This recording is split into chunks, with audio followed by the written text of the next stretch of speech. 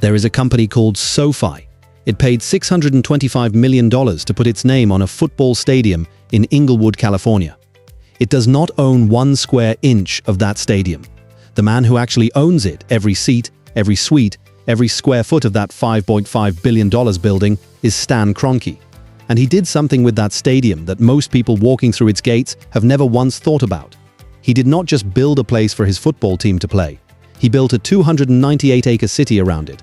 Hotels, offices, apartments, retail, a concert venue, a park. And when the Rams are not playing, when the Chargers are not playing, when there is no game on that field at all, every dollar generated by those 298 acres goes directly to Stan Kroenke.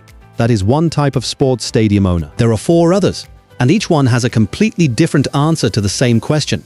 What is a stadium actually for? By the end of this video, you will know how each type makes money, which type the American taxpayer has been quietly funding for 50 years, and which single ownership move turned a $5.5 billion construction cost into one of the most profitable real estate plays in the history of American sports. Type 1, the taxpayer-funded municipality. Here is a number that should stop you cold. Between 1970 and 2020, state and local governments across the United States spent approximately $33 billion in public money building sports stadiums for professional teams. $33 billion of taxpayer funds for buildings that the taxpayers do not own, do not control, and in many cases cannot afford to attend. The model works like this.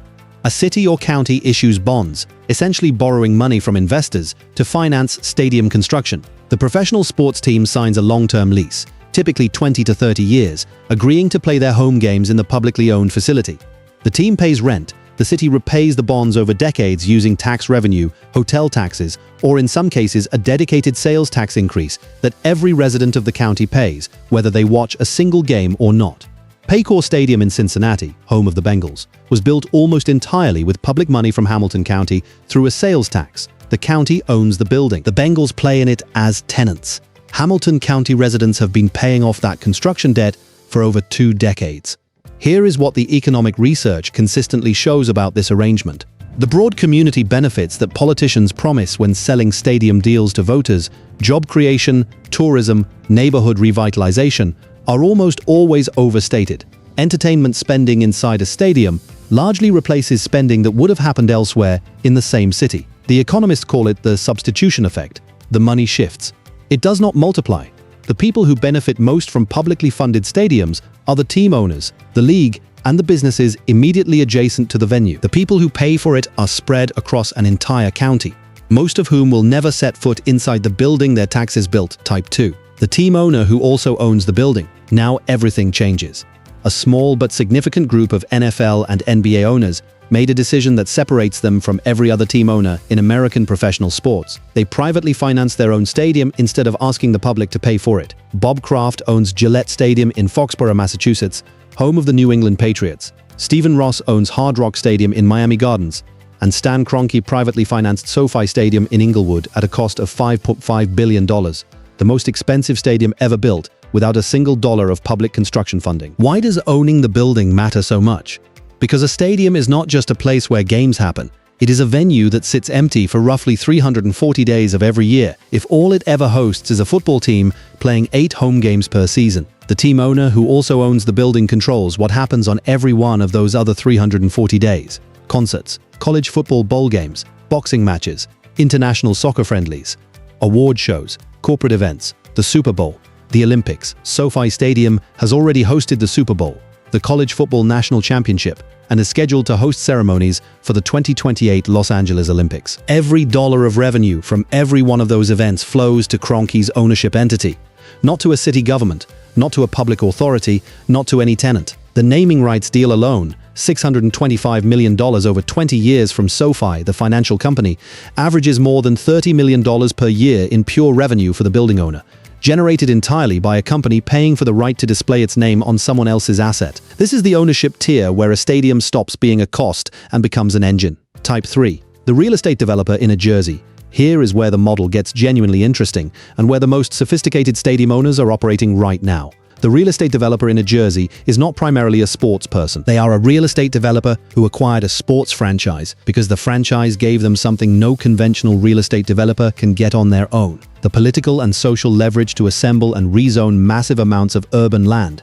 Stan Kroenke's Hollywood Park project is the most visible example in the country. The stadium sits at the center of a 298-acre development that includes 2,500 residential units, 1.5 million square feet of office and retail space, a hotel, and 20 acres of parks. The stadium was the anchor that made the entire land development possible. Without the Rams and the NFL, there is no Hollywood Park district. Without Hollywood Park, the stadium is just an expensive building in Inglewood that generates revenue 20 days a year. With it, Kroenke built a year-round real estate portfolio worth billions, financed in part by the stadium's own naming rights, sponsorship deals, and event revenue on land that was previously a horse racing track. The real estate developers who understand this model are not buying sports teams because they love football or basketball. They are buying sports teams because a franchise is a zoning instrument. It is a tool that unlocks land deals that no amount of money alone can unlock. The political will to approve a 300-acre mixed-use development on the edge of a major American city materializes when an NFL team is the centerpiece. It evaporates when the centerpiece is just another real estate pitch. This is the tier where sports ownership and real estate development become the same profession. Type 4. The private equity consortium, and now the newest and most structurally significant shift in the entire history of American professional sports ownership. Until August 2024, the NFL prohibited institutional investors, private equity firms, hedge funds, sovereign wealth funds from owning stakes in its franchises. That rule changed in August 2024.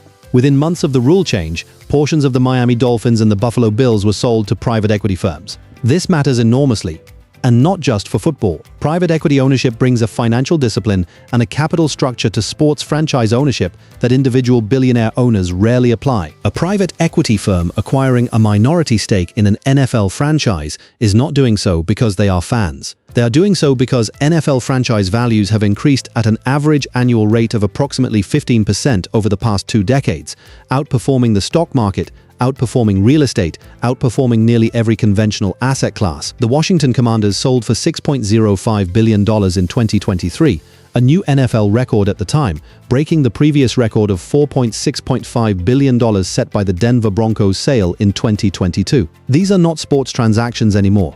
They are asset acquisitions. The franchise is the asset. The stadium attached to it is the real estate. The media rights are the recurring revenue stream. And the NFL's revenue-sharing model, which distributes national TV contract money equally across all 32 teams, functions as a guaranteed annual income floor that no other sports league in the world replicates at scale. For a private equity firm, that structure looks less like a sports business and more like a toll road: consistent, predictable, legally protected revenue flowing in regardless of whether the team wins or loses on Sunday. The consortium does not care about the scoreboard. They care about the cap table. Type 5. The naming rights holder who owns nothing. This is the type that most people walk past without ever thinking about. Bank of America Stadium in Charlotte, Chase Center in San Francisco, Citi Field in New York, American Airlines Center in Dallas, MetLife Stadium in New Jersey. None of those companies own the building carrying their name. They purchased a contractual right, the naming rights, to display their brand on a building owned by someone else, and they paid extraordinary sums for it. According to a 2024 report, brands spend nearly $900 million annually across 7 major U.S. professional leagues on venue naming rights deals. The average major stadium naming rights deal now runs $10 to $30 million per year. The largest SoFi Stadium averages over $30 million annually for 20 years. Here is the business logic. A stadium carrying a company's name appears in local news coverage, national broadcast graphics, sports highlight reels, and social media posts thousands of times per year. The brand exposure is continuous and unavoidable in a way that conventional advertising cannot replicate. Every time a sportscaster says the stadium's name on national television, the naming rights holder receives marketing value they could not purchase through any other channel at any comparable price. But here is the part most people miss. The naming rights holder takes on no operational risk, no maintenance cost, no liability for what happens inside the building, and no exposure to the performance of the sports team playing there. If the team has its worst season in franchise history, the naming rights holder's brand appears on every broadcast of every game all season long, at full value with no penalty. The naming rights holder is the only type on this list that generates brand value from a building they will never own. never operate, and never be responsible for. 5 types of owner. 5 completely different answers to what a stadium is actually worth. The municipality paid for the building and gave it away. The team owner who bought it back controls it 365 days a year. The real estate developer used it to unlock a city. The private equity consortium bought the franchise like a financial instrument, and the naming rights holder paid $625 million to put their name on someone else's front door. Same building, same field, same grass. Which type would you want to be? Drop it in the comments.